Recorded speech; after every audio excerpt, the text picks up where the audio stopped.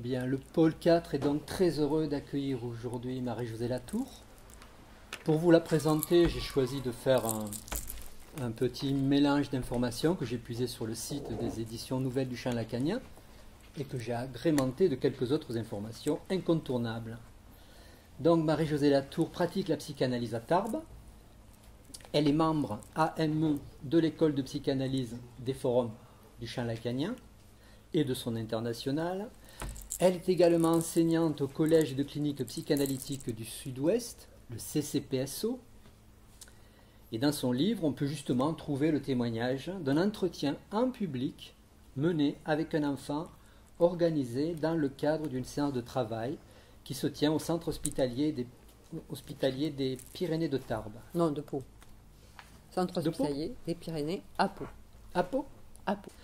Concernant son activité éditoriale, il faut noter qu'elle écrit dans différentes revues de psychanalyse depuis longtemps et qu'elle a publié en 2020 un livre intitulé « Ce qui ne cesse pas de ne pas s'écrire », ouvrage autour de Philippe Forest, articles et entretiens. C'est tout le titre.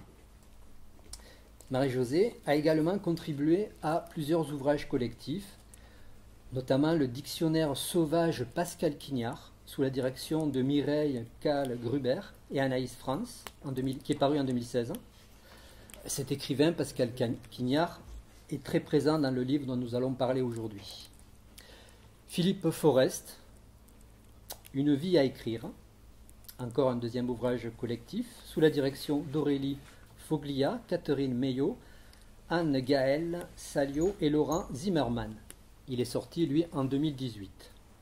Lacan avec Wedekind, une autre lecture de l'adolescence, sous la direction de David Bernard, un de nos collègues, et c'est un ouvrage qui est paru en 2019. Il faut ajouter encore un autre ouvrage collectif, paru en 2021, Lacan au présent, qui est publié aux éditions Nouvelles, qui vient de faire paraître l'ouvrage dont nous allons parler aujourd'hui. Dessin et mots d'enfant pourrait par son titre tromper le lecteur, qui ne connaît pas Marie-Josée. Il ne s'agit pas d'un ouvrage clinique montrant des dessins d'enfants éclairés à la lumière de la psychanalyse pour interpréter les mots dont souffrent ces jeunes sujets. Aucun dessin d'enfant n'est ici reproduit et la réflexion clinique est abordée de la façon la plus vaste possible, en tentant d'embrasser dans son ensemble, impossible à atteindre bien sûr, ce qui reste de l'enfant qui ne parle pas encore, de l'infance donc, dans le sujet, quel que soit son âge. Se croisent ainsi vignettes cliniques, avec des enfants reçus en analyse, et lecture de témoignages et d'artistes. Ils sont nombreux et de différents champs artistiques, tels que Quignard, que j'ai déjà cité, mais aussi le poète Yves Bonnefoy, qui revient dans le livre de Marie-Josée, 50 ans plus tard, sur un rêve. Et comme il est question de dessin, Marie-Josée invite le lecteur à s'attarder sur les enseignements qu'elle a su tirer pour nous d'un Aby Warburg et de sa reconstruction du monde, ou de Cécile Reims et de son travail sur le trait. Lorsque Marie-Josée s'attaque au thème de l'image, ça je peux le dire sans exagérer, elle devient intarissable, capable de convoquer une foultitude d'œuvres passées et contemporaines, puisqu'elle nous balade aussi dans les expositions. À l'occasion, tu découvres toi-même. Et même lorsqu'elle aborde la peur du noir chez les enfants, elle ne peut s'empêcher de convoquer une cohorte de célébrités. Et je la cite. De l'artiste inconnu de la grotte Chauvet à Claude Lévesque, en passant par Saint-Jean-de-la-Croix, Lao Tzu, Le Caravage, Georges de la Tour, Couperin, Baudelaire, Tanizaki, Hijikata, Malevich, Georges Bataille, Maurice Blanchot, René Char, Pierre Soulages, Pascal Quignard, n'y a-t-il pas là autant de façons de feuilleter le noir, écrit-elle. Mais qu'on ne s'y trompe pas, la profusion de références littéraires et artistiques répond à une exigence éthique.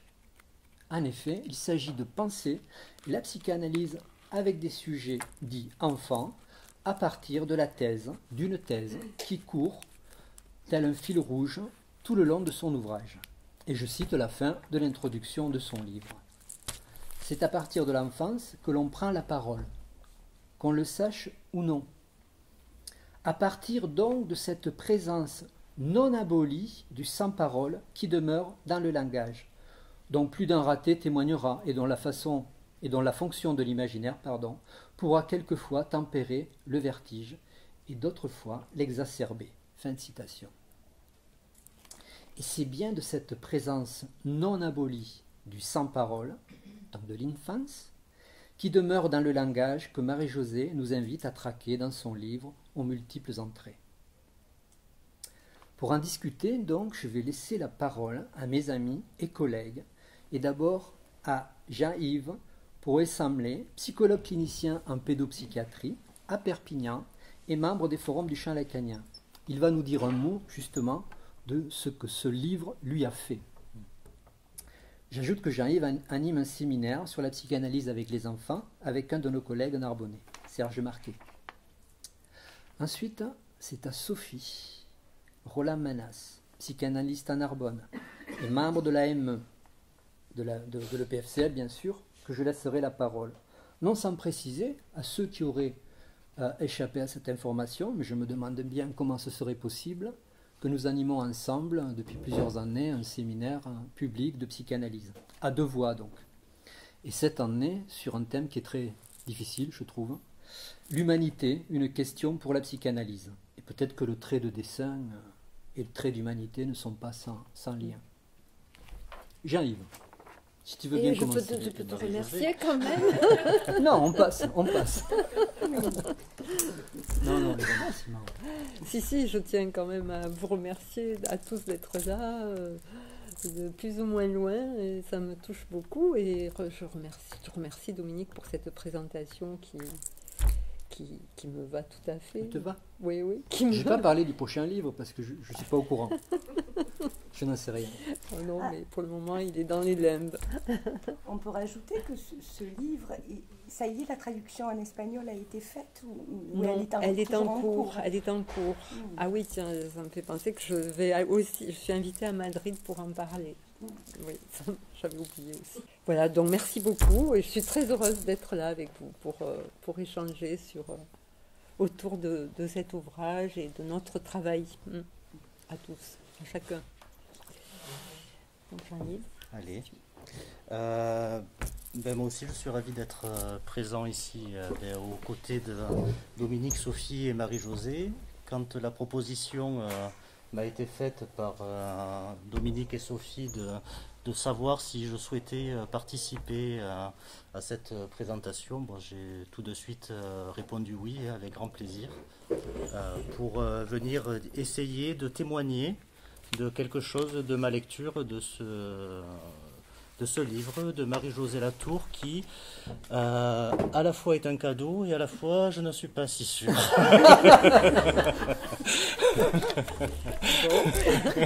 Ça c'est encore un compliment. Non, parce que il y a une position quand même. Hein, il y a une position éthique et peut-être politique, il me semble quand même dans ton ouvrage. Hein. Oui. Donc si tu en es d'accord, Marie-Josée, je vais dérouler ce qui m'est venu un peu au fur et à mesure de ma lecture. Et justement, voilà, je te propose, si tu le souhaites, de rebondir sur ce dont tu as envie de rebondir. Hein, voilà. Mine, c'est le signifiant qui s'est imposé à la fin de ma lecture. De ton livre. Je suis entré dans ce livre comme j'imagine que l'on entre dans une mine, à la recherche de pépites et autres minerais cliniques. Je pense aussi à la mine du crayon, qui cherche sans cesse à tracer l'intraçable du réel irreprésentable. Et enfin, celle, plus explosive, qui fait voler en éclats les présupposés sur ce que l'on appelle l'analyse des dessins d'enfants. Car dans ce que tu transmets dans ce livre, je retiens pour mon compte ceci: l'enfant, le sujet, plus largement, ne peut être réduit à sa production. Immédiatement, ton livre m'a accompagné jusqu'à mon lieu d'exercice. Il fait partie de ces livres, de ces lectures, je n'en lis pas beaucoup, je dois l'avouer, qui ont eu un écho direct et incisif avec ma pratique de clinicien. Je l'ai lu en laissant traîner l'oreille, sans chercher à ce que le sens ne vienne figer une façon de faire. Nous sommes le plus souvent du côté du son, de ce qui s'entend, nous rappelant, mine de rien, l'importance d'écouter autrement ce qui se dit. Tu nous fais entendre plus que tu nous montres. Entendre le signifiant dans la lecture, comme il y aurait à entendre ce qu'il y a du signifiant dans le dessin. Le dessin, ce n'est pas qu'une image, et l'image, ce n'est pas qu'une image. Comme ce signifiant en fantôme,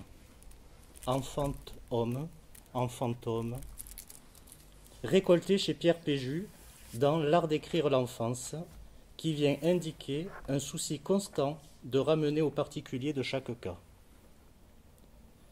Il nous saute aux yeux ce que tu dis à un moment donné et que Dominique a repris. Dans cet ouvrage, il n'y a pas de reproduction de dessins d'enfants. Ce qui ne m'avait pas interpellé jusque-là dans la lecture. Parce que ce n'est pas de cela qu'il s'agit. Il n'y a pas de quoi satisfaire l'appétit de l'œil. Les titres dans l'ouvrage de Marie-Josée sont très prenants, en disent beaucoup déjà. Et la pulsion scopique. Chapitre après chapitre, le dessin d'enfant passe d'être une façon de se faire sujet par l'émergence d'un trait, un moyen de traiter les embarras du par-l'être, tel la mort ou encore le sexe. Je crois qu'il faut l'employer ce mot. Absolument. On a un peu peur aujourd'hui, quand on travaille avec les enfants, d'employer ce mot. Les deux. Les deux, d'ailleurs. Même. Oui. Oui. Peut-être. Tout à fait, il me semble. La mort et le sexe. Donc je reprends un peu la phrase. Un moyen de traiter les embarras du par-l'être tel la mort ou encore le sexe, ou encore un objet apparaissant dans la réalité. Et à laisser à l'analyste, comme avec ce jeune patient, Thésée. Un dessin qui se fait à la fois signifiant et objet, ouvrant ainsi le champ à la fonction de la parole et au rapport à l'autre. Le sujet n'a pas d'âge, disait Lacan, et tu nous le fais toucher du doigt en resituant le sujet considéré par la psychanalyse en tant qu'il a une enfance. Nous passons des adultes aux enfants comme si les uns pouvaient dire quelque chose des autres. De cet étranger dépossédé d'un savoir sur l'autre. Le contenu de ton livre excède largement le titre qui le contient. Ainsi, pour conclure, voici la question ou les questions qui sont venues à la fin de ce cheminement. Un enfant dit-il ce qu'un adulte ne peut plus dire? Et l'adulte dit-il ce que l'enfant n'a jamais pu dire et qui peut faire une vie? C'est joliment dit. Et ça accompagne, je pense, vraiment cette lecture, quoi. Et peut-être une question peut-être un peu plus technique à l'analyste. Quelle position pour le psychanalyste, mais aussi pour ceux et celles qui pratiquent auprès des enfants, dans cette espace, je sais pas, espace, d'entre-deux, entre cet enfant et cet adulte en devenir. Qu'est-ce qui se passe là? Voilà, c'est une question qui m'est venue en reprenant chaque fois cette lecture et en replongeant, même sans le prendre linéairement, mais en allant chercher un mot, une phrase. Voilà un petit peu les petites choses qui sont venues. Voilà, Marie-Josée, ce que je voulais dire. Merci beaucoup. Merci Jean-Yves pour cette lecture. Qu'est-ce que je peux donner comme écho à ce que tu amènes? D'abord, la question de la position politique. Peut-être que tu peux en dire un petit peu plus sur ce que tu as entendu, toi, là. Oui, je peux. Ouais. Oui. Et puis je pense que ce que j'ai relevé, c'est que tout au long de ton ouvrage, c'est même pas une tentative, c'est une position de dire le travail avec les enfants, ce n'est pas de la rééducation, ce n'est pas orthopédique. Oui. Hein, il y a autre chose. Mhm. Voilà. Mhm. C'était dans ce sens-là. Oui, tout à fait. Et on entend bien ça. Oui, oui, oui. Oui, donc je partage tout à fait ça et tu as très bien lu entre les lignes, même s'il y a des moments où c'est très clair, hein, où je le dis clairement, qu'un psychanalyste, c'est pas un ortho quelque chose, un orthopédiste, un orthonormiste, ça n'existe pas ça, mais que c'est quelqu'un justement qui est là pour accueillir plutôt ce qui ne rentre pas dans les cases. Et pour permettre au sujet d'en faire quelque chose. Donc effectivement, c'est très important. Ça fait partie de ce qui m'a conduite à écrire cet ouvrage et à réunir un certain nombre de travaux autour de cette question. Parce que aujourd'hui, on consulte un psychanalyste pour... enfin aujourd'hui, depuis longtemps, mais peut-être qu'aujourd'hui, il y a un regain de ça, compte tenu de ce qui se passe dans nos liens sociaux et du fait qu'ils ont tendance à s'effriter. On vient consulter un psychanalyste pour remettre l'enfant dans le droit chemin, qu'il ne fasse plus de bruit, qu'il laisse dormir ses parents, qu'il laisse travailler son maître et sa maîtresse, etc., etc. Or, un psychanalyste, il n'est pas là pour ça. Il n'est pas là pour rajouter au bruit que fait l'enfant. Il s'en débrouille tout seul et c'est très bien, mais il est là plutôt pour si l'enfant est d'accord pour venir consulter un psychanalyste, le premier travail, ça sera celui-là. Quelle est sa question à lui, qui le plus souvent n'a absolument rien à voir ou de très très loin avec la question des parents. Ça ne veut pas dire que la question des parents n'est pas pertinente, mais c'est la leur. C'est pas la sienne. Donc ça, c'est la première chose. Et en effet, c'est très important de se tenir à ça pour être à notre place d'analyste, qui est une place impossible, je sais qu'on va en parler, donc qui est compliquée à tenir et à soutenir. Bon, c'est ce que j'ai essayé de faire. Cette question de la représentation, elle est fondamentale pour l'être humain. Du fait même que nous parlons, nous n'avons aucun accès direct au réel. On est obligé d'en passer par les mots. Même quand on dessine, on en passe par les mots.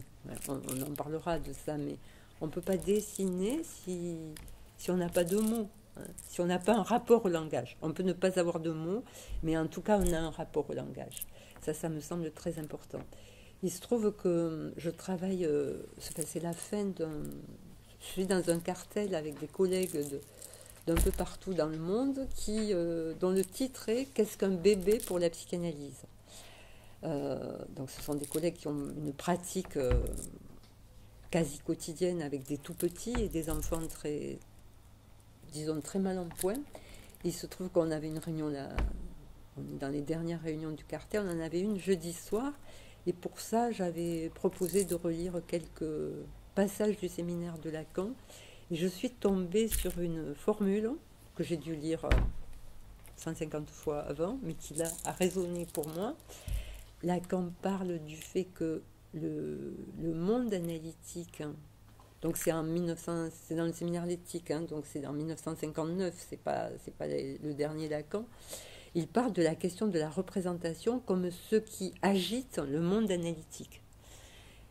Et il parle du signifiant comme du grumeau de la représentation.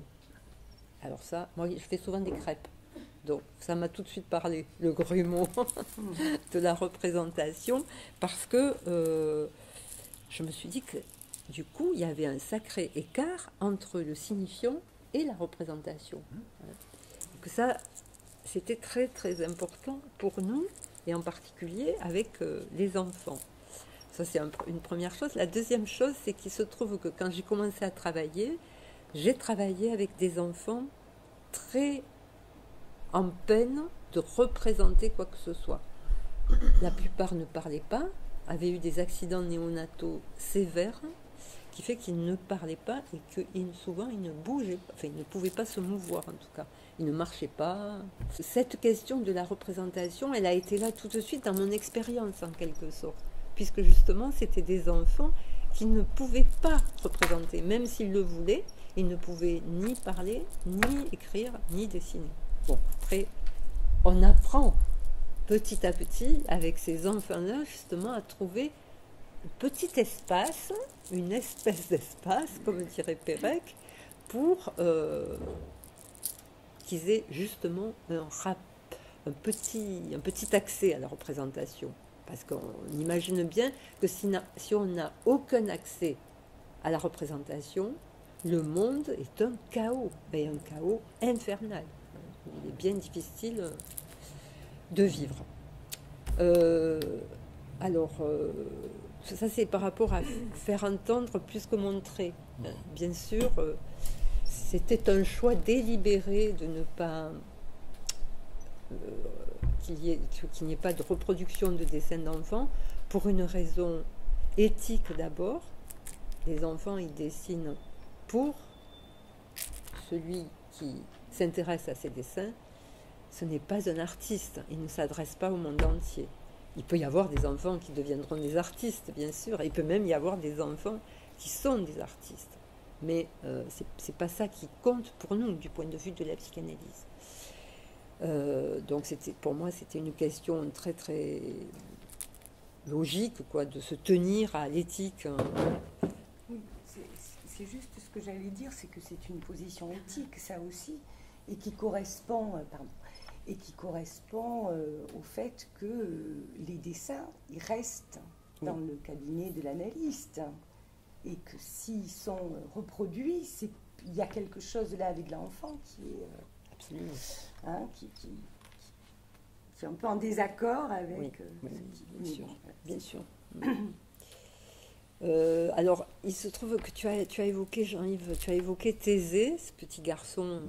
que j'ai reçu, qui avait une aphasie sévère, qui a toujours une aphasie, qui aujourd'hui est un jeune homme et qui a tracé son chemin dans la vie d'une façon dont pas grand-chose ne pouvait laisser supposer qu'il y arriverait, compte tenu justement de ses embarras techniques avec le langage, puisque lui, il était victime d'une aphasie qui ne relevait pas de soins psychiques. Ce qui relevait des soins psychiques, c'est la façon dont il en a fait quelque chose et dont il en a fait un symptôme finalement. Dont il a pu...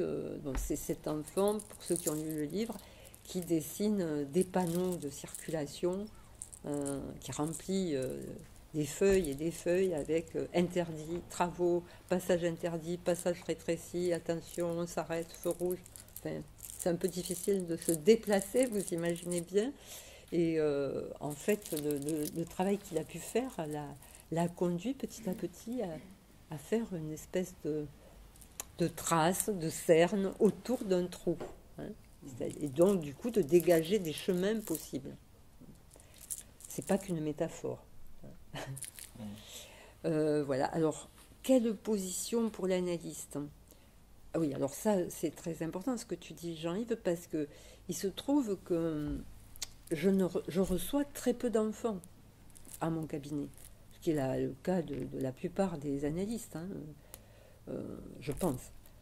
Je reçois très peu de jeunes gens, comment on va les appeler, entre 0 et 10 ans. Parce qu'après, tous les gens ont été des enfants, c'est ce que vous avez relevé, l'un et l'autre. Donc à ce titre, bien sûr que je reçois beaucoup d'enfants. Mais ça aussi, ça dit quelque chose de la position de l'analyste. Alors Dominique, tu en as très bien parlé de ce qui reste de celui qui ne parlait pas.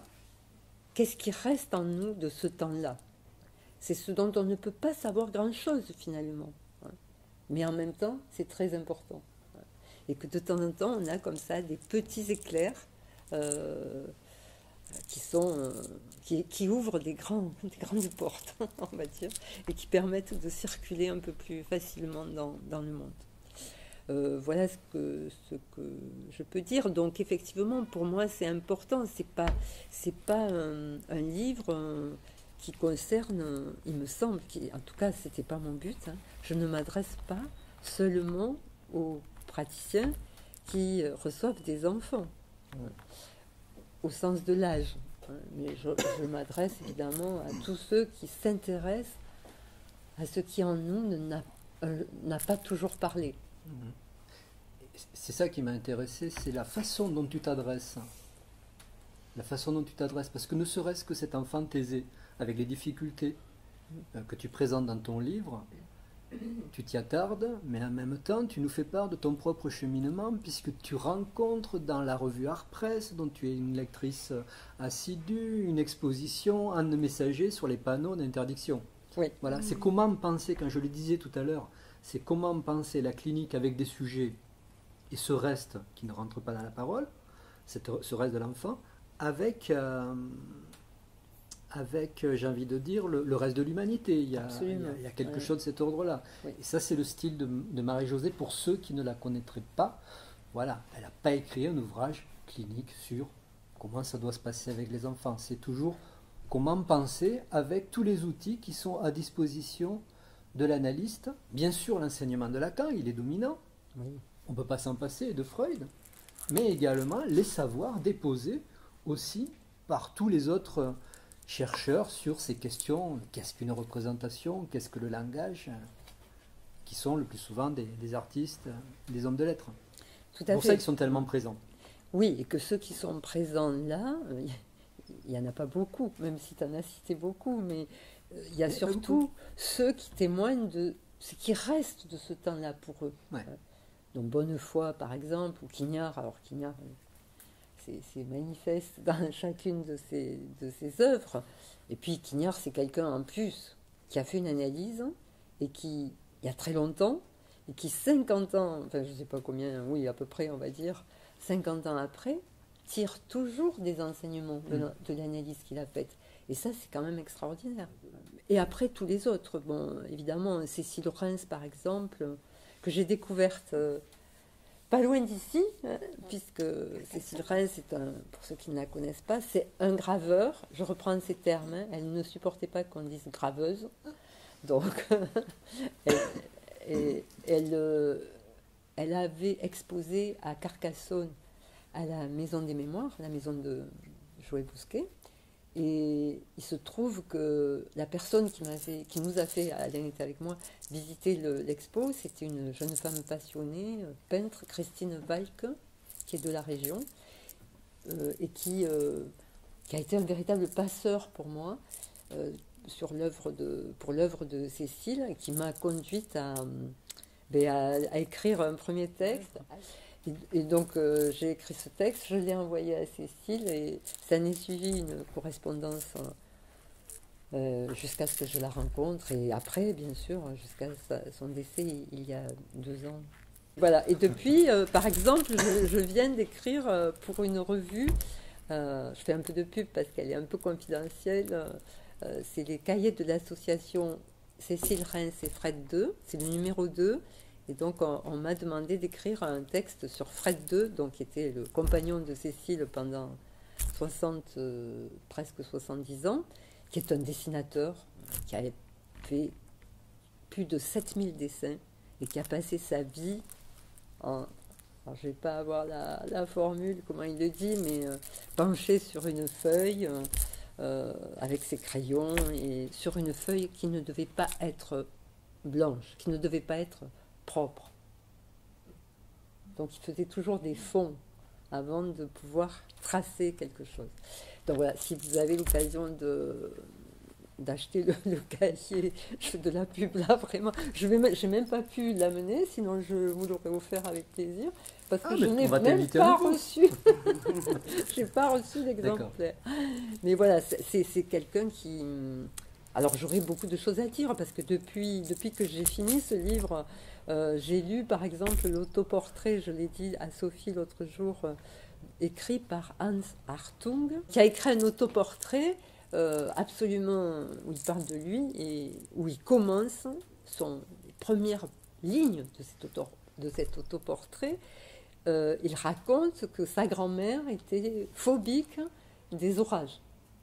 Et donc, chaque fois qu'il y avait un orage, il était absolument terrorisé, embarqué par sa grand-mère dans la phobie de l'aïeul, jusqu'au jour, tout petit, hein, il devait avoir 4 ou 5 ans, il s'est dit non, mais il faut quand même que je tire cette affaire au clair. Il est allé devant la fenêtre et il a attendu pour voir ce qui se passait. Il se passait des éclairs et il a couvert des cahiers et des cahiers avec des éclairs. Et son père a gardé ça très, très précieusement. Et quand vous regardez les toiles dans Artaud, pas toutes, hein, mais beaucoup, il y a quelque chose, vous remarquerez, quand on a lu ça, on ne les regarde plus tout à fait de la même façon.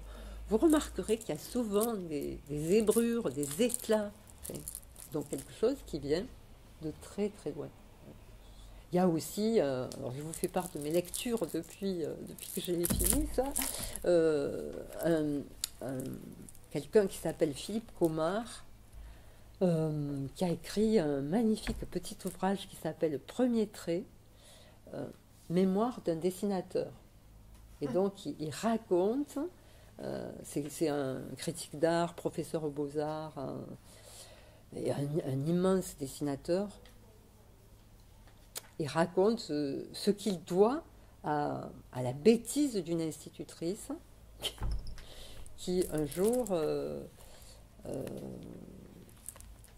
demande à ce qu'il n'y ait aucun papier sur la table, aucun cahier sur les tables, et elle demande, elle insiste, elle dit vous êtes sûr qu'il n'y a plus rien sur vos tables? Lui, il est particulièrement tranquille, il n'y a rien sur sa table. Puis tout d'un coup, il se rend compte que sa table est couverte de petits dessins, plus ou moins scatologiques, qu'il a fait. Enfin, il y a des dessins comme font. Et donc, c'était pour lui que la maîtresse a arrêté le cours, etc. Et elle l'a enfermé dans les toilettes pendant une journée entière. Et il raconte ce que sa pratique du dessin, dont il a fait son métier quand même, hein, doit à ce moment. Mais c'est plein d'humour. C'est un petit ouvrage hein, qui est paru dans la collection, dans les éditions L'Atelier contemporain, qui est absolument magnifique. Bon, j'ai donc aussi lu beaucoup de livres de Fred II et autour de Fred II qui m'ont évidemment conduite, mais je vais laisser parler Sophie parce que je crois qu'elle va un peu parler de ça, à mettre encore plus en exergue la question du trait. Cécile Rens. Ouais. Juste avant de reprendre, je voulais revenir sur la position de l'accueil des enfants. Donc, la position de l'analyste, en tout cas la position que tu nous dis et qu'on entend dans le livre, en tant que sujet, en fait. Tu reçois un sujet, oui. Enfant ou qu'il a été. Mais il y a cette part aussi, me semble-t-il, qu'on lit entre les lignes, et même pas qu'entre les lignes d'ailleurs, tu le dis, de la part de l'enfant je vais le dire comme ça, de sa responsabilité dans la rencontre. Et je le dis par rapport à cette Nadia, hein, que Rosine, Rosine Lefort dit, hein, elle voit cet enfant qui a 13 mois, je crois, c'est ça. Elle est contemplative et fascinée par une infirmière qui fait sauter sur ses genoux un autre enfant. Et Rosine Lefort interpelle Nadia, il la nomme, et plusieurs fois, et au bout d'un certain temps, elle se retourne de Nadia. Et là, tu dis, effectivement, elle se retourne, mais c'est parce c'est elle qui se retourne.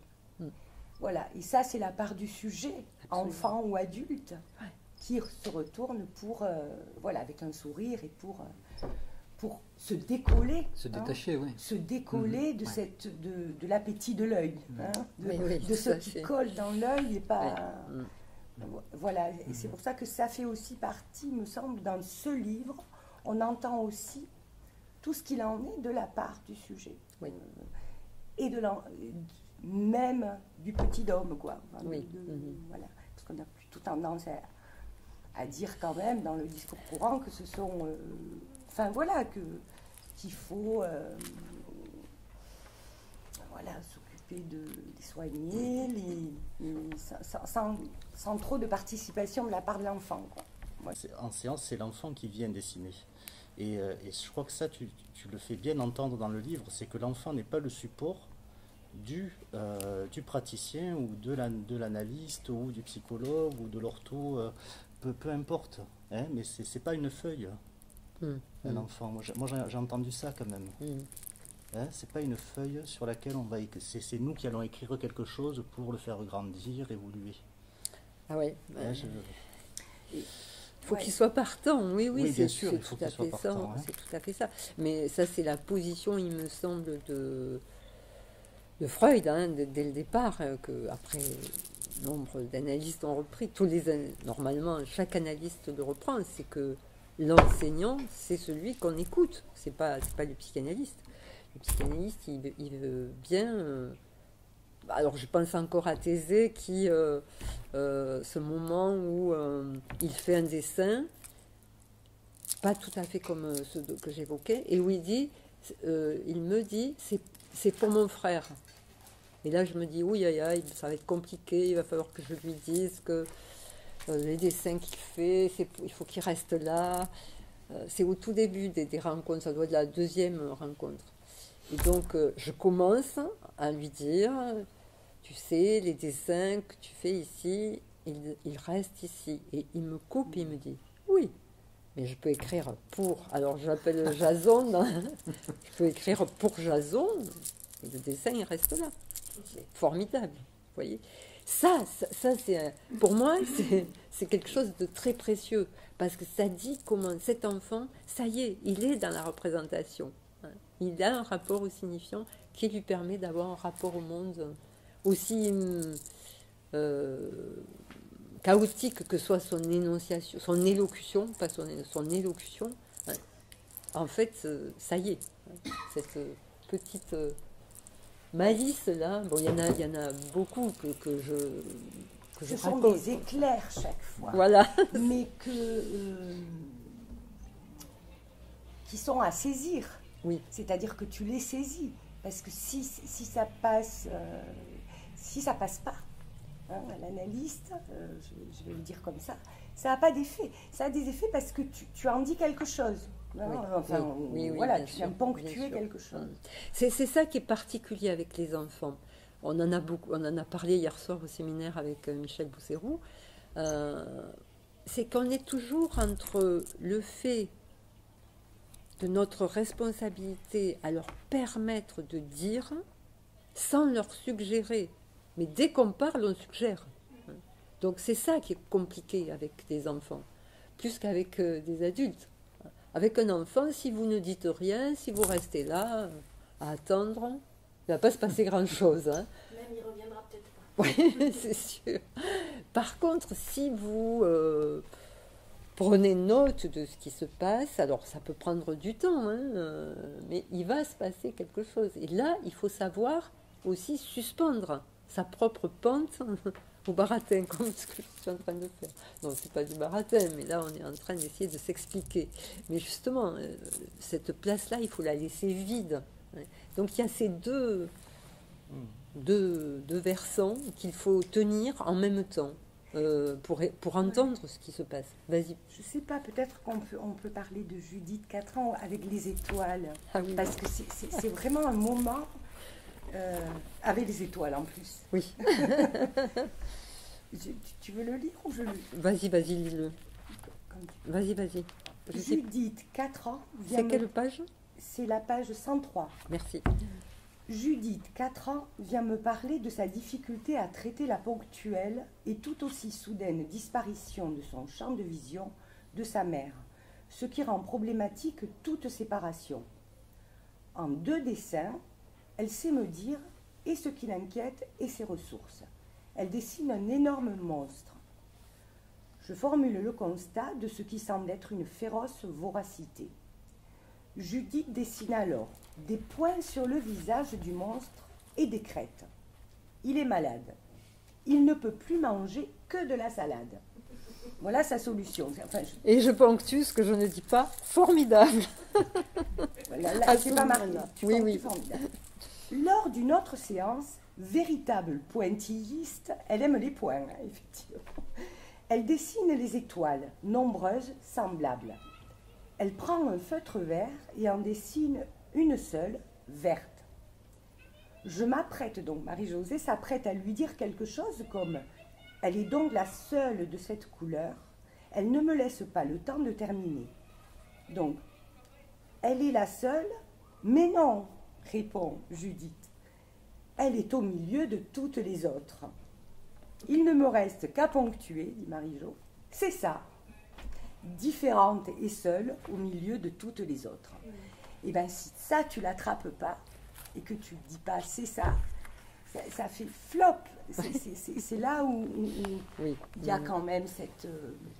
et il y a l'enfant qui fait l'éclair, mais il faut qu'il y ait un accusé-réception et qu'il y ait quand même quelque chose qui vient. Il faut faire notre travail. Voilà. C'est ça. Et très souvent un pari sur le fait qu'il a sans doute un petit temps d'avance. Oui. Le sujet, Absolument. là. Oui. Il ne faut pas le louper. Ah ben oui, là, parce qu'elle te coupe, elle te laisse pas finir la phrase. Hein. Elle est la seule.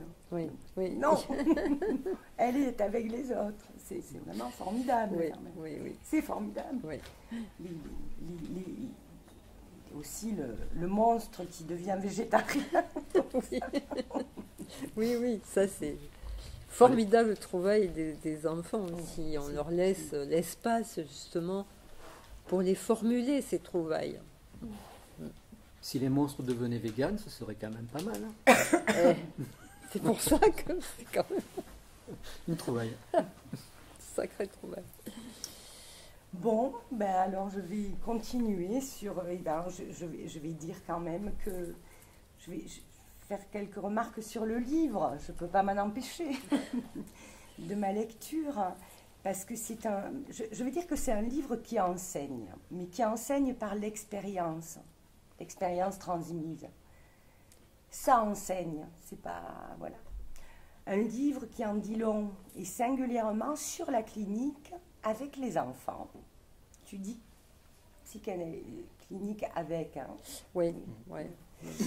Et avec ceux qui l'ont été une fois. Oui. Je trouve ça. Comme il était une fois. Oui. Et tu en parles beaucoup du conte et de Il était une fois. Ce qui m'est venu comme effet de lecture, c'est ce dont tu témoignes de la position de l'analyste. Donc je reprends un peu parce qu'il y a vraiment quelque chose. Toujours se laisser enseigner, mais en s'y risquant.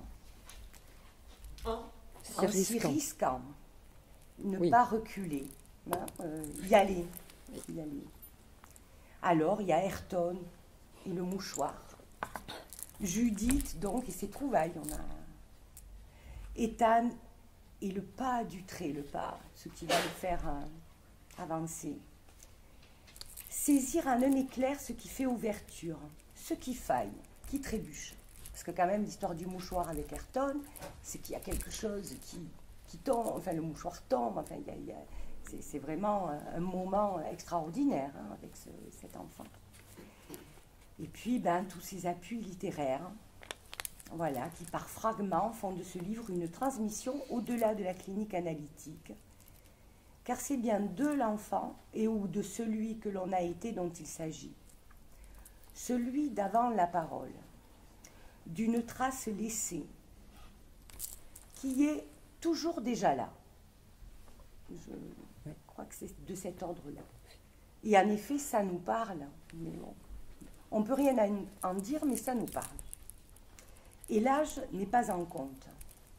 Alors je vais citer une phrase que tu donnes.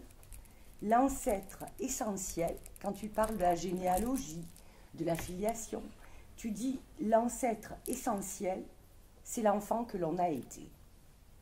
Je trouve ça, voilà. Alors le fil que j'ai attrapé s'articule autour de deux dimensions qui sont, qui sont quand même dans notre champ, c'est celui de l'impossible et celui du trait. On pourrait dire celui du trait de l'impossible. Alors l'impossible. L'impossible, c'est cette position éthique de l'analyste, à ne pas reculer devant le réel. Et c'est ce que c'est ce qu'on entend tout au long de l'ouvrage. Les trois impossibles selon Freud, gouverner, éduquer, psychanalyser. Mais pour la psychanalyse, l'impossible, c'est quand même ce qui oriente la pratique. C'est de l'impossible. Et donc, tu nous en transmets vraiment quelque chose de ton expérience avec les enfants et avec les adultes. Il y a forcément de l'impossible à dire, de l'impossible à imaginer. Quelque chose qui reste de l'ordre d'un réel, de ce qui fait buter et à laquelle le sujet est tenu. Ça, c'est pour tous, en fait. Cet impossible sonne donc comme une évidence au centre de notre clinique, parce que c'est une affaire de langage, de langue, de parole, et une expérience de l'intraduisible. Oui. Tu en parles de ça, de ce qui ne peut pas se traduire. Oui. Même de notre propre langue. Oui, oui. Ça ne se traduit pas. Dans son ouverture à la section clinique, Lacan spécifie la clinique psychanalytique comme le réel en tant qu'il est impossible à supporter. Tout à l'heure, tu en as dit quelque chose, c'est pas facile, c'est pas simple. Il y a quelque chose qui se supporte. Eh bien, ce qu'on entend là, c'est que dans la clinique, se met en jeu la tentative quand même d'ordonner le réel, de border l'impossible à supporter. Voilà, autant que l'impossible de la pratique de la psychanalyse. Tu nous montres comment, enfin tu nous dis ou on entend comment on fait l'expérience que dans le réel, il n'y a pas de classement, pas d'ordre. Et c'est avec Thésée, là, tu en dis quelque chose. Et comment ça va se border au fur et à mesure et trouver... bon, il fait un trou quand même, il faut qu'il y ait un espace. Chose parfois donc insupportable. Reconnaître l'impossible d'une pratique, c'est reconnaître une butée, mais qui peut ouvrir à l'invention, au nouveau. Je dirais que l'impossible à supporter, c'est ce qui guide, qui oriente et qui fonde la pratique. Eh bien, je crois pouvoir dire que dans ce livre, avec les rencontres et les dépliements en référence aux différents écrivains et poètes, tu en témoignes et nous transmets la teneur de tout ça, bien que la psychanalyse soit intransmissible. Il y a quand même toujours des petits bouts de savoir qui passent. Petits ou même pas si petits que ça en définitive. Alors, une clinique orientée par le réel, eh bien, c'est bien de répondre de cet impossible. Il en va, je crois, de l'engagement de l'analyste et de cette position éthique de ne pas reculer devant l'impossible. Pas si simple, cette orientation par le réel. Et pourtant, Marie-Josée, tu nous dis comment ça devient un appui inouï lorsqu'il trouve à s'éclairer dans l'expérience, comme ça apparaît dans les rencontres qui tissent tout le long du livre. Et pas que les rencontres avec les enfants, là, les rencontres avec les auteurs, avec les écrivains, avec les livres, avec ta lecture et ton écriture. Alors, ce trait-là, ce trait de l'impossible, je vais d'abord dire que selon Cécile Reims, c'est l'épure. Et ça, c'est un mot qui me... Voilà. C'est le titre d'un de ses ouvrages. D'un de ses ouvrages, qui s'intitule L'épure. C'est le premier, je crois.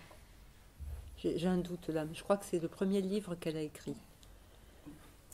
Ce serait la trace d'avant le trait. Uh-huh. Si j'ai bien lu et que j'ai bien... voilà. L'épure serait la trace dans le trait, dans quelque chose qui... Le trait, tu dis... Alors ça, je te cite. Tu dis que c'est un outil simple et précieux dans le travail avec les enfants. Mais qu'est-ce qu'un dessin d'enfant? Et tu poses la question. Oui. Tu y réponds quand même, en écrivant qu'il est sans égard à son âge, le dessin d'enfant. Peu importe l'âge, et que ce qui compte, c'est la trace qu'il peut laisser. C'est la trace qu'il laisse. Alors, j'ai une question là comme ça. Qu'est-ce que tu peux nous dire de plus là-dessus, entre trait et trace, entre inscription et effacement? Ouais. Peut-on dire que le trait a à voir avec quelque chose de l'impossible? Hein, c'est la question que je pose aussi. Enfin, moi, je l'associe. Hein. Il y a toujours un écart, hein, tu le dis, entre la représentation et le réel. Il y a toujours quelque chose de l'invisible qui ne se voit pas.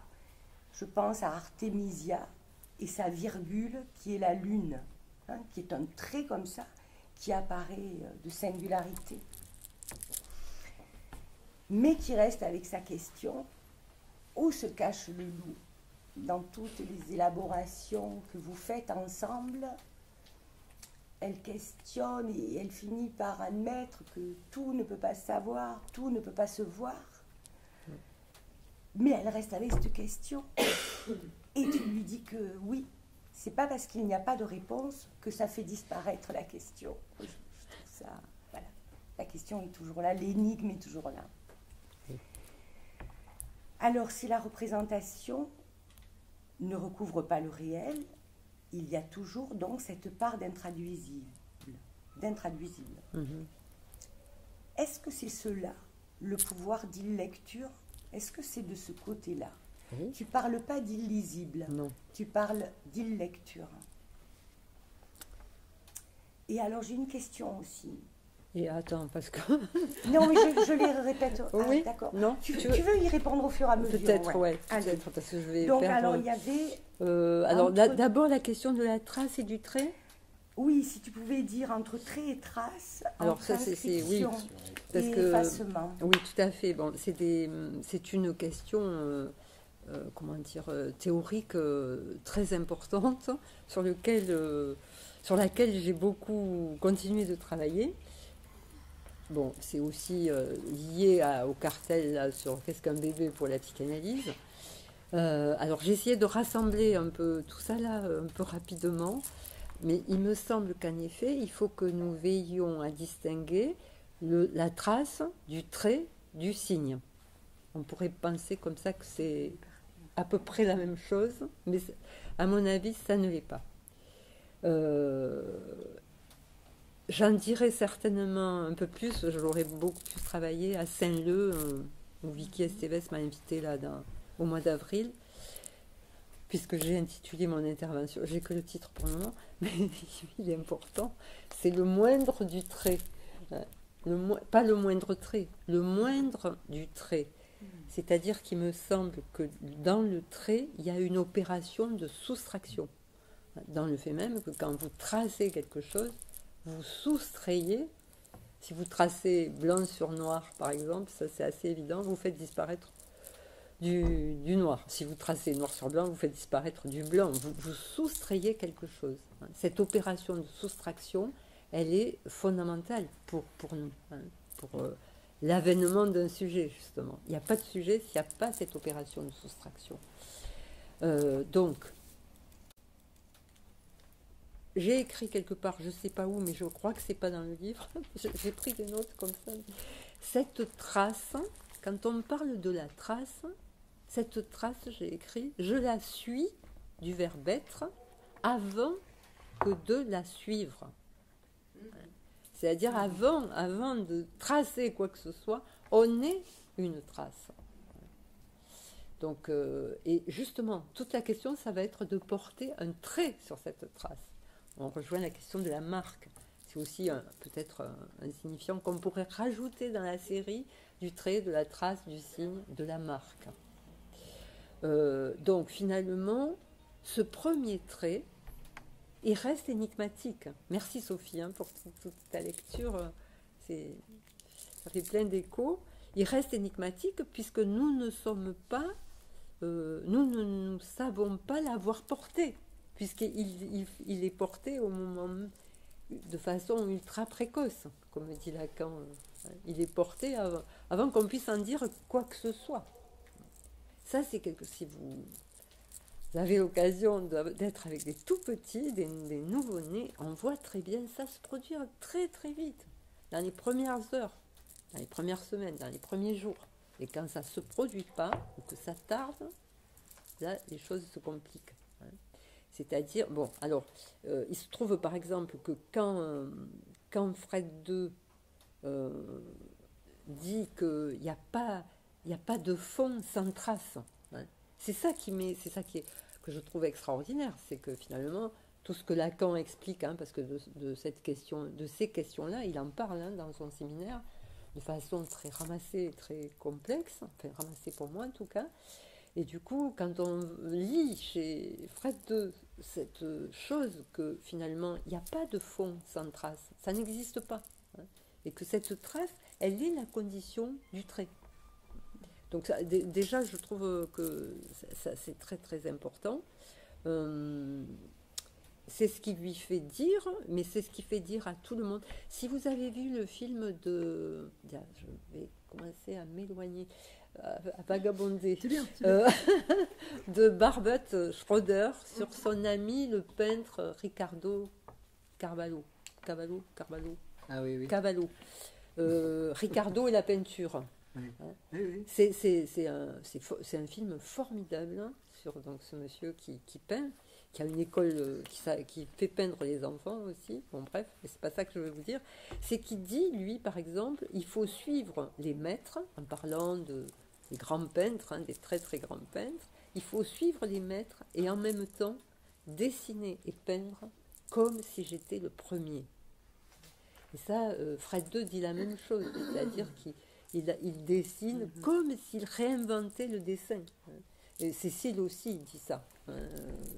Alors ils le disent de façon différente.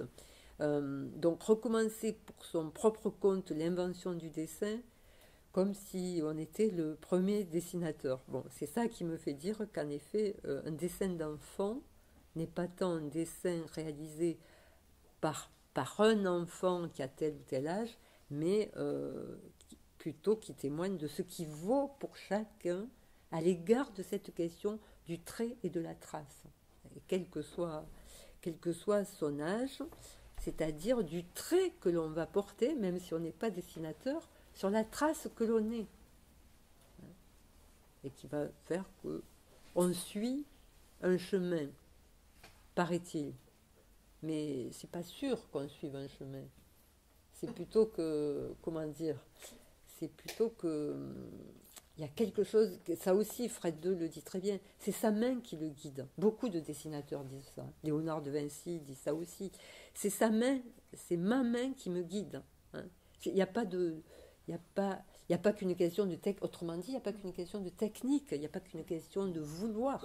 Il y a quelque chose de l'ordre du désir qui dépasse quelque chose du corps aussi. Et ce qu'on pourrait appeler du style. Absolument, ouais, c'est ça. Je pense à l'écriture. Oui. Ouais, tout à fait. Et le style, c'est vraiment la question de la marque, et de ce qu'on va pouvoir supporter, pour reprendre le mot de Sophie, parce que il me semble que ce qui revient aux psychanalystes, c'est justement dans cette question de supporter, c'est de porter ce savoir qu'il y a quelque chose d'impossible, mais que pour autant, il ne faut pas lâcher l'affaire. Il vaut mieux pas lâcher l'affaire. Bon, il y a plein Duras disait ça, c'est impossible de parler de Hiroshima, et c'est bien pour ça qu'il faut continuer à essayer d'en parler, par exemple. Si c'est impossible à saisir, pour l'analyste, ce qui n'est pas impossible, c'est d'en mesurer les effets. Absolument, oui. C'est à ce niveau-là que se situe L'implication de l'analyse, comme tu l'as relevé, Sophie, tout à l'heure, par rapport à la petite fille. Oui, tout à fait. Alors évidemment, cette question de la trace, elle est liée au fait que le langage nous précède. C'est pas, je repense à hier soir au séminaire, c'est pas l'enfant qui va vers le langage, c'est le langage qui va vers l'enfant et qui le crochette. Et l'enfant se laisse ou pas crocheter par la jouissance qui est en jeu. Donc ça va nous amener très loin, ça. Mais c'est un peu ça. Cette question de la trace et du trait, il me semble que c'est important d'insister sur ça. C'est que finalement, l'inconscient, c'est la trace de ce qui lie, du verbe lier, le langage avec sa résonance sur le corps. C'est ça le langage, finalement. L'inconscient, pardon. Le langage, c'est encore autre chose. Mais l'inconscient, c'est ça, c'est ce qui lie la trace. C'est ce qui...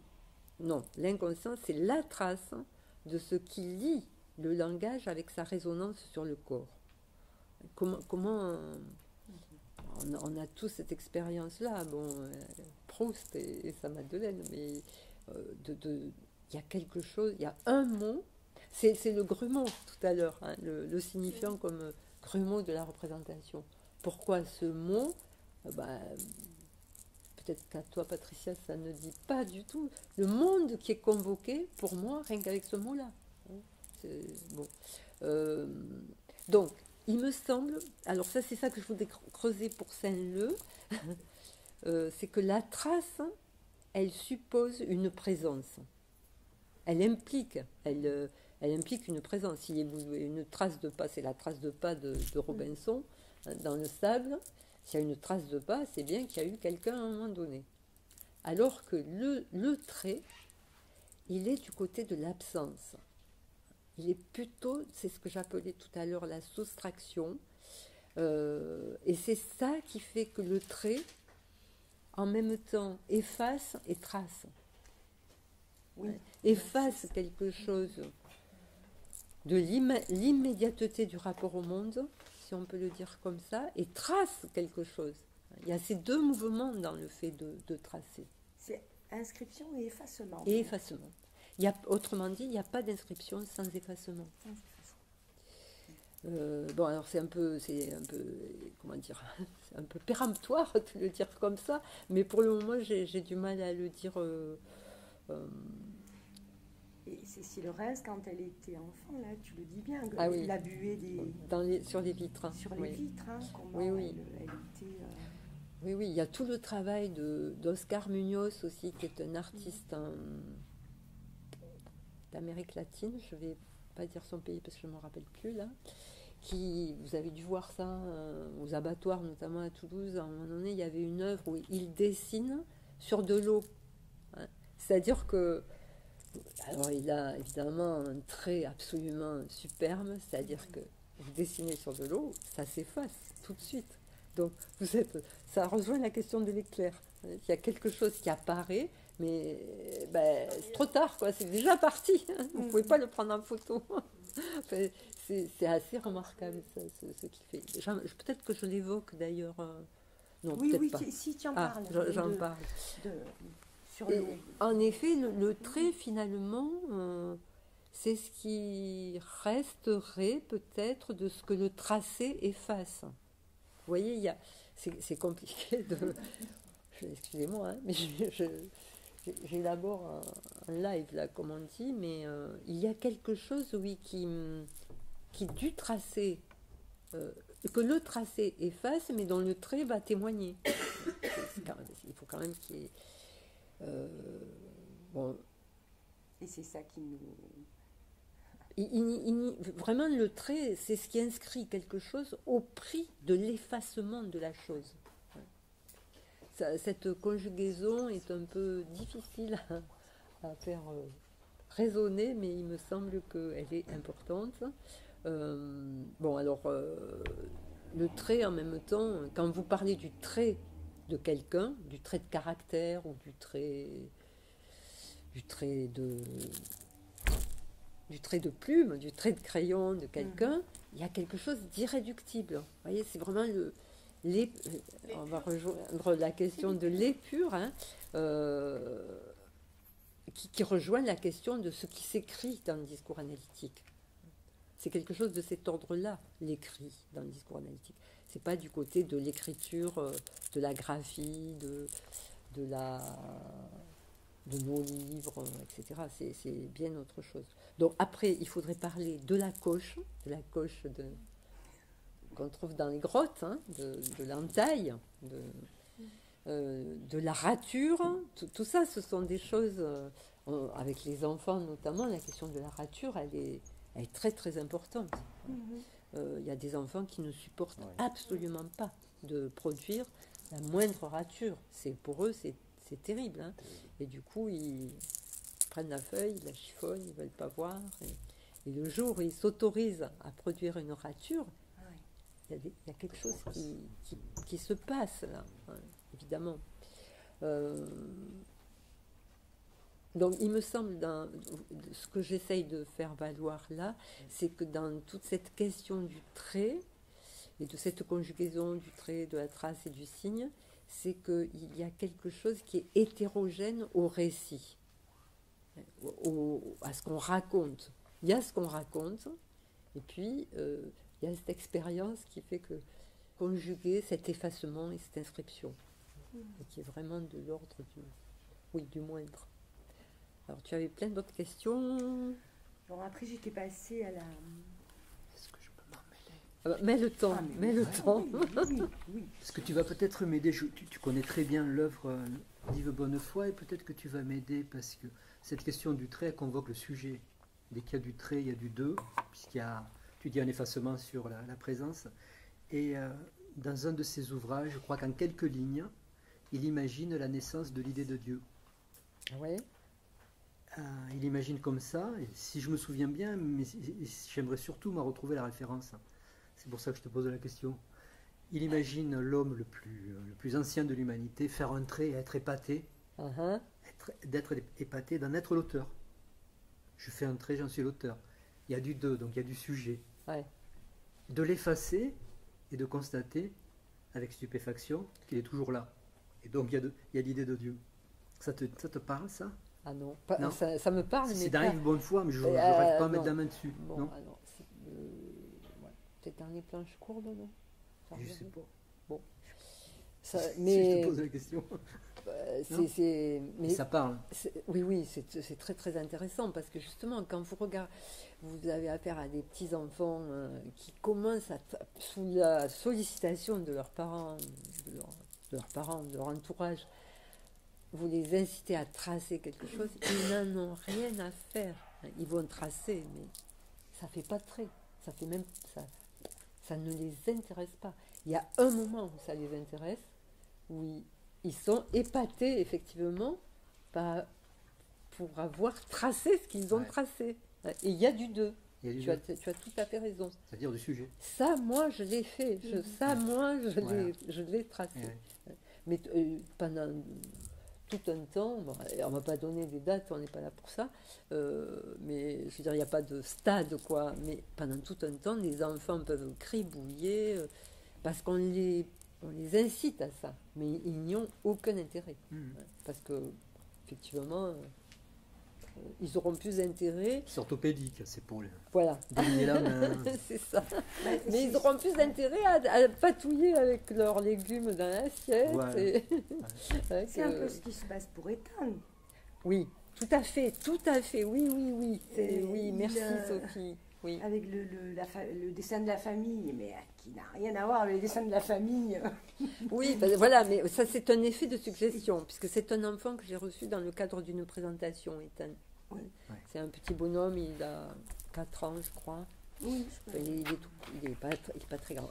Il se trouve que là où on fait des entretiens cliniques, il y a toujours une table avec des feuilles et des feutres. Même dans mon bureau, il y a des feuilles. Il n'y a pas des feutres, mais il y a des crayons. Mais bon, si les enfants veulent, ils peuvent demander des feutres. Ça a un effet de suggestion. Donc cet enfant s'est mis, alors que normalement on est comme ça, on est face au public, on est côte à côte. Donc cet enfant, lui, s'est mis de l'autre côté de la table pour m'expliquer à moi, c'est-à-dire il a mis le pupitre derrière lui, et il a pris les feuilles, et il a dessiné. Il a dessiné. Il a fait un gribouillis, il m'a dit ça c'est maman, il a pris notre feuille, ça c'est papa, notre feuille. Ça, Lettre pour maman, La lettre. lettre pour papa. Non, Voilà. la lettre 2. la lettre 2, Ah, C'est deux, la lettre vous de avez maman, la raison. lettre de papa, la lettre de Mais moi. je voyais bien que Et il ne traçait rien, enfin comment dire, son tracé n'avait aucune forme, hein, il n'y avait aucun effort de figuration,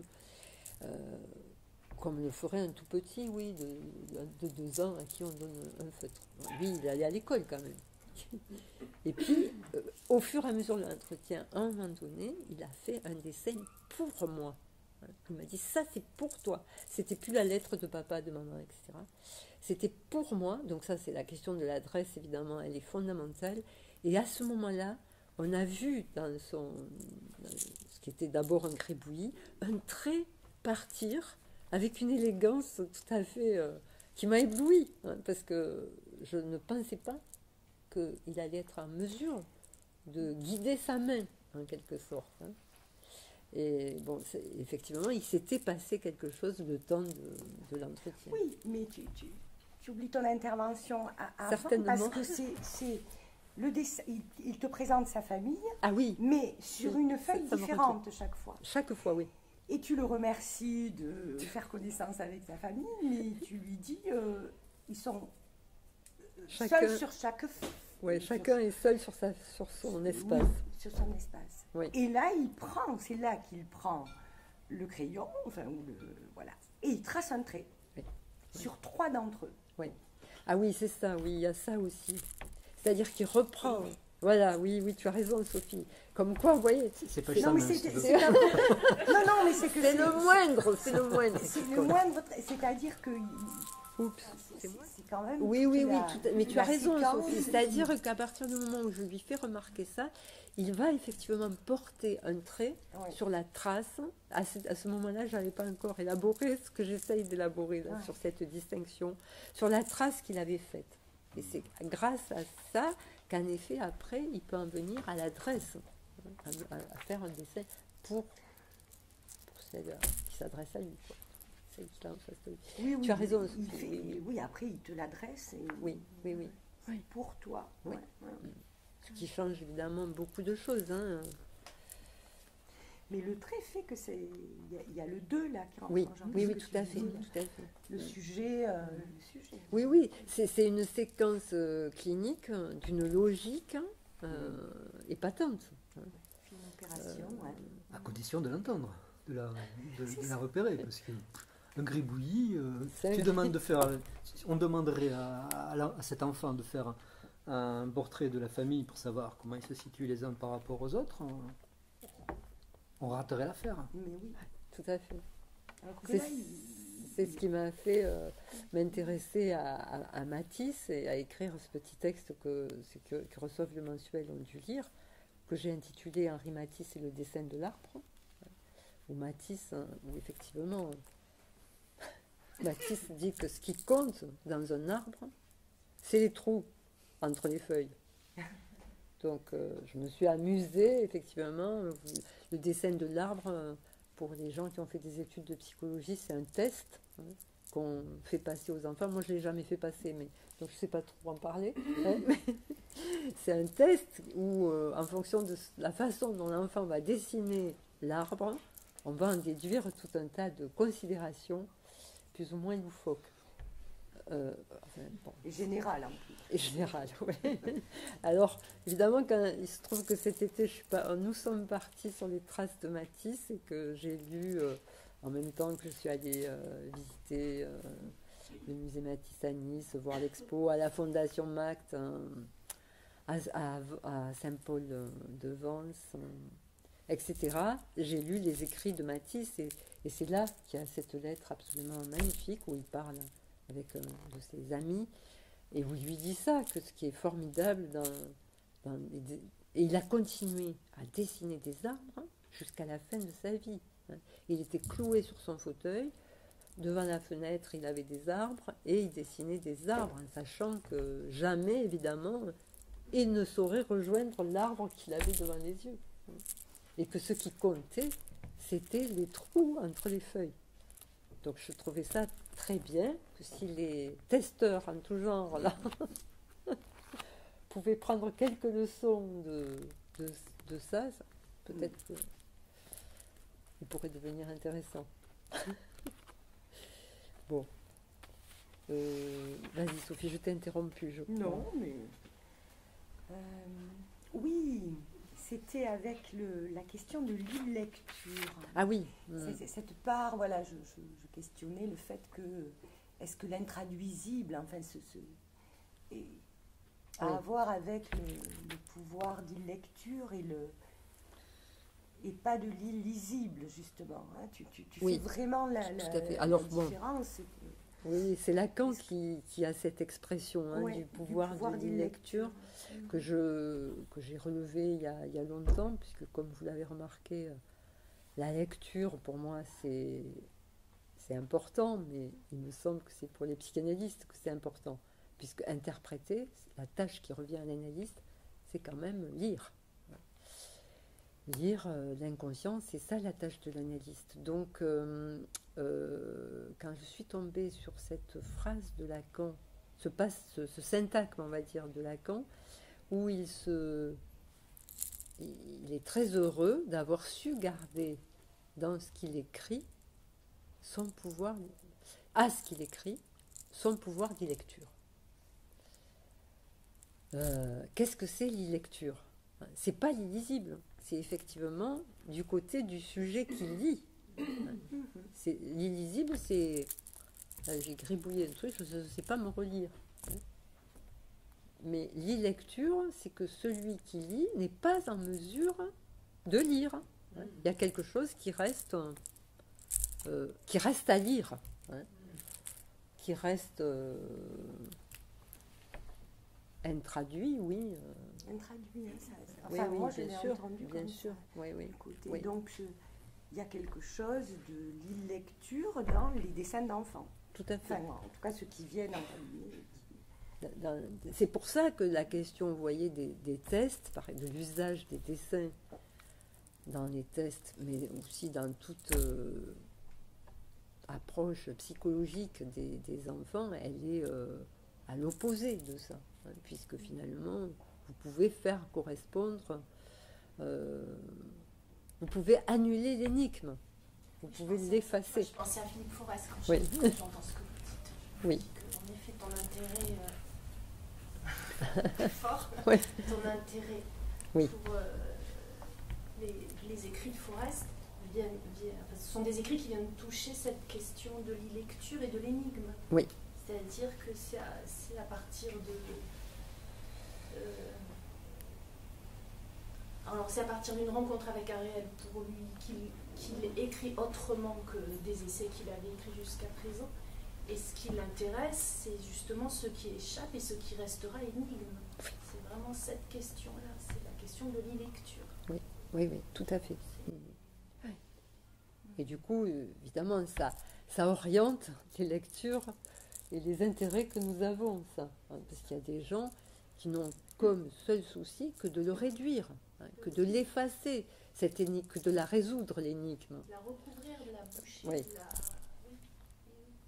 Donc, effectivement, c'est pas du tout... Alors, juste par rapport au trait, je me suis rendu compte récemment, quelque chose qui est évident et qui a certainement sonné pour beaucoup d'entre vous, c'est que le champ sémantique du trait, il appelle le traitement, mais il appelle aussi le retrait. J'ai pensé, c'est curieux ces mots, quand on les fait sonner avec le trait. Oui, parce que le retrait, on parle souvent du retrait des enfants. Il n'y a pas que les enfants qui se retirent du monde, mais je pense que... Alors ça m'est venu en lisant un livre sur le bébé analysant, cette collègue-là nomme un de ses chapitres clinique du trait. Oui, je crois que c'est ça. Et où elle fait état de nombreuses observations avec des enfants, des tout petits, des bébés à risque d'autisme élevé, c'est comme ça que ça s'appelle. Et comment justement elle essaye de construire avec eux quelque chose de l'ordre du trait.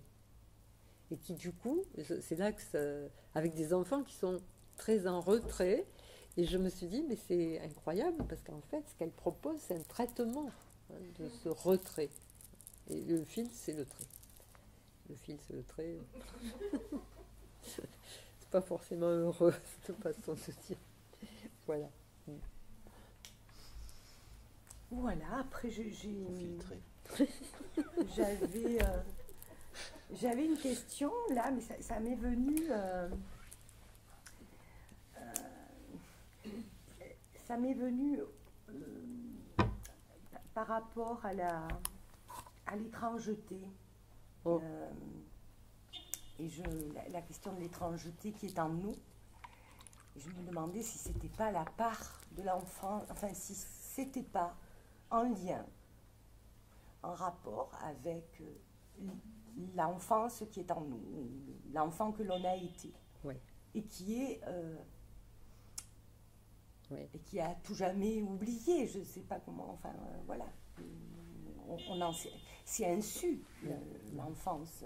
Oui, oui, oui. Mais et à la fois, c'est ce qu'il y a de plus familier. Oui. Je me suis dit, il y a quelque chose avec ça,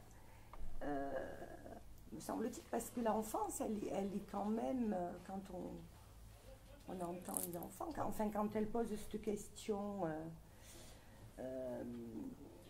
où vont il y a Judith qui dit, qui s'inquiète quand même quand elle pose la question, où vont les gens quand on ne les voit pas de la salle d'attente là. Il y a quand même ces questions comme ça de quelque chose de l'étrangeté. Oui. Et est-ce que c'est ce qui, je sais pas, est-ce que c'est ça qui constitue la part d'étrangeté? Oui, Cette enfance-là, mais... Oui, moi je suis assez d'accord, puisque justement de ce temps-là, on ne sait rien sauf quelques éclats. De temps en temps, il y a quelque chose qui nous surprend. C'est moi, ça, c'est mon histoire, ça vient d'où, ça? C'est, vous voyez, quelque chose dont effectivement on ne sait rien, qu'on ne va pas retrouver, mais qui nous dit quelque chose, qui nous parle, qui est au plus, c'est ce que tu dis, Sophie, qui est au plus près de nous, tout en restant totalement hors. Ouais. Hors des mots. Hors des mots. Hors de l'accès au langage. Oui, tout à fait. Quelque chose d'éclair qui parfois viennent convoquer notre corps. Donc ça peut être un mot, une musique, enfin quelque chose qui fait résonance, comme un point de jouissance, mais dont on ne peut rien dire. Oui, tout à fait. Tout à fait. Alors en effet, c'est une bonne question. Est-ce que c'est quelque chose de notre enfance? Je m'étais jamais posé la question comme ça. Et ça a fait écho avec la phrase de Pascal Quignard que tu cites. Quelle est la nature de cette étrange loyauté à l'égard des dégoûts d'enfance? C'est dans la leçon de solfège et de piano. Oui. Il parle donc de la question des dégoûts de l'enfance. C'est comme s'il y avait quelque chose justement d'étrangeté là qui vient, mais qui surgit, mais on ne sait pas comment, on ne sait pas. Voilà. Oui. C'est un élément, l'étrangeté, c'est un élément de l'enfance. Il y a un rapport, il y a des choses ne se constituent que dans un rapport à l'étrangeté. Je faisais l'hypothèse que peut-être cet enfant avait bien du mal à s'autoriser à écrire une langue, parce qu'écrire, ça c'est le dernier chapitre de mon livre, écrire c'est quand même la possibilité d'interroger ce que c'est que le langage. Sans l'écriture, on a un peu de mal. Et du coup, souvent, c'est un peu une thèse qu'il me faudrait creuser. Mais tous ces enfants qui refusent ou qui ne veulent pas écrire, au sens scolaire du terme, qu'est-ce qui se passe? Quel est l'enjeu pour eux?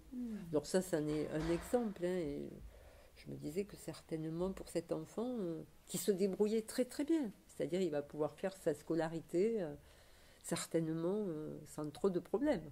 Hein, mais il y a un moment où l'écrit, c'est... Oui, il va avoir une AESH qui va écrire à sa place, etc. Mais ça complique un peu les choses. Bon, mais cette question de l'écriture, elle est très complexe. Hein. Oui, c'est vrai que c'est la fin de... Oui. C'est tout un chapitre. Oui. Bon, je sais plus. Voilà, après, j'ai juste... voilà, quand même... je sais, non, je vais pas dire comme à mon habitude, c'est pas une habitude, c'est... Voilà. J'ai fait le rapprochement du trait avec la poésie, quoi. Hein, voilà. Parce que ça me semble, voilà, être... C'est sûr. Quand même. Mais je trouve que tous ces enfants-là, ce sont des... Alors on va dire ce sont des poèmes. Oui, hein, ce ne sont pas des poètes. Ouais. C'est de cet ordre-là. Ouais. Et c'est Roberto Juara aussi dit que la poésie est une recherche constante de l'autre côté des choses. Ah, le revers des choses. Ouais. Et donc, ça me parlait beaucoup. Voilà, ça a résonné avec la lecture que tu fais des dessins. Parce que c'est ça, quand même. C'est ce qui est invisible, ce qui est en revers. Et voilà. Ouais. Voilà. Et que tu es toujours... Enfin, il y a cette idée-là de maintenir toujours l'écart entre la représentation et le réel. Voilà, et que c'est ça que tu supportes, en fait, et que tu orientes. Enfin, il y a quelque chose là qui se passe. Et Cécile Lorenz en témoigne. Voilà, je ne sais pas si tu peux en dire quelque chose, parce qu'elle en témoigne... Et dans le métier dans le tissage, la gravure, l'écriture. Et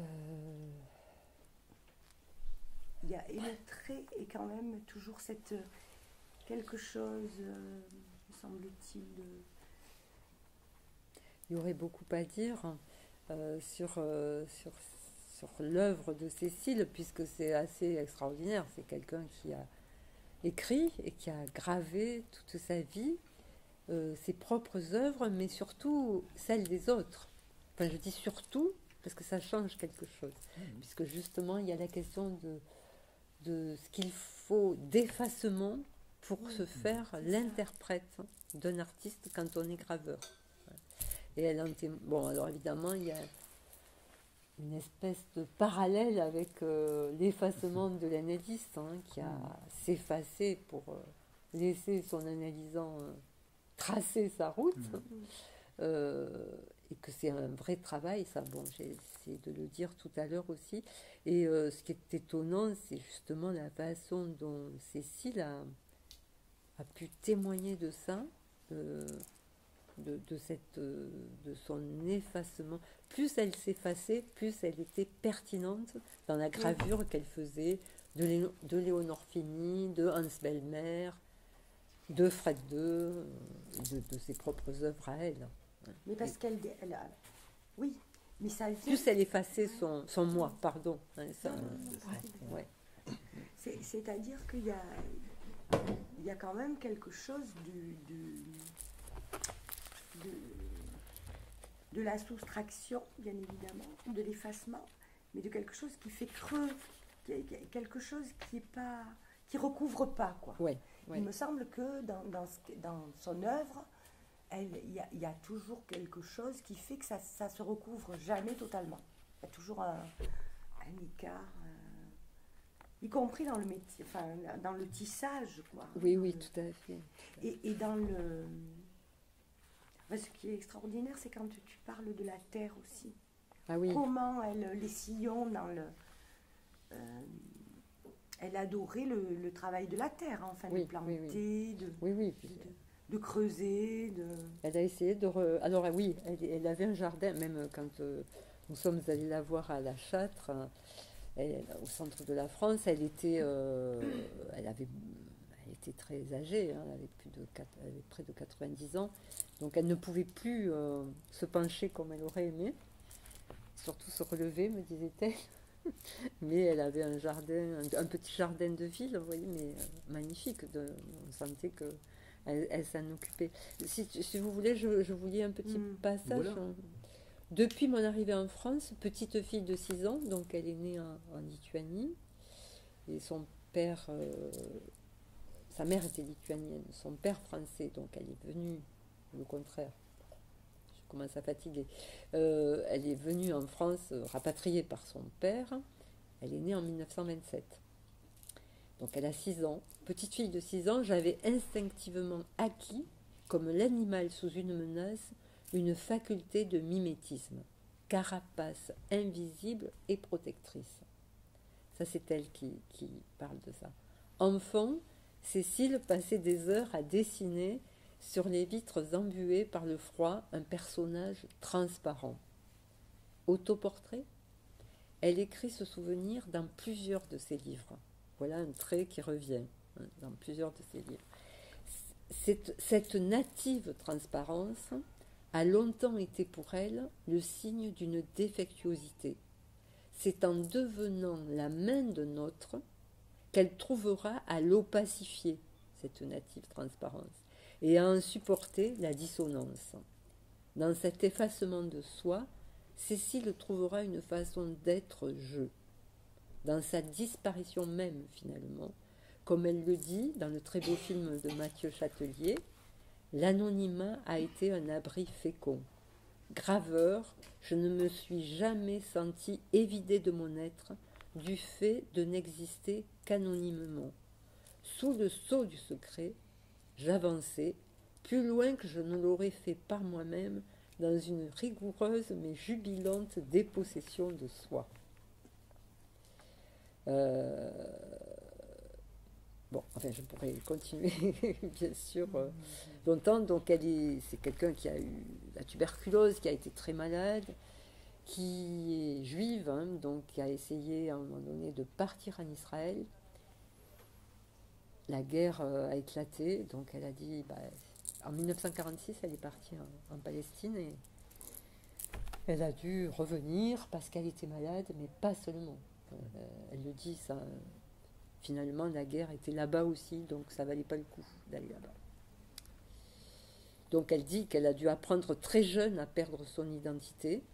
Elle a d'abord changé son nom à son arrivée en France, puis pendant l'occupation, puis lors de son séjour en Palestine, puis quand elle s'est mariée, pour s'appeler Deux quand même. Hein. Cécile Deux. C'est extraordinaire.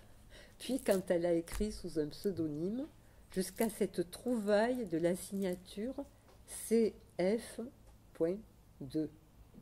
Cécile Fred 2. Sans majuscule.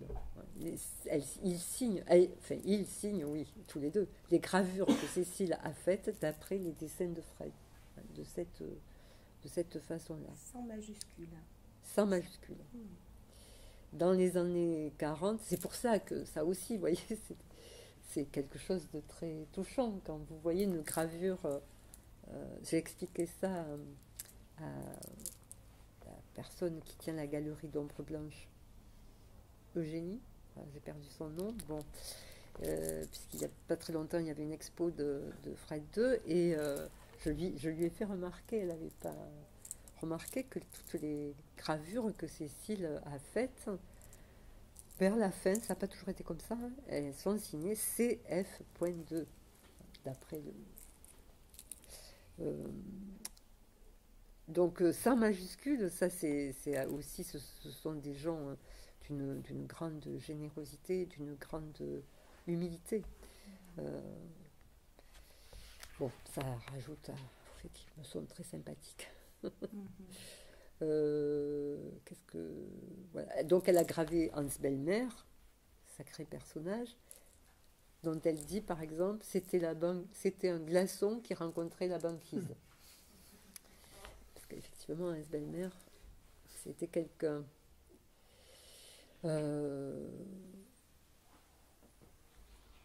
Bon, mais faudrait lire tout ça, quoi. Eh bien, il faut lire ton livre.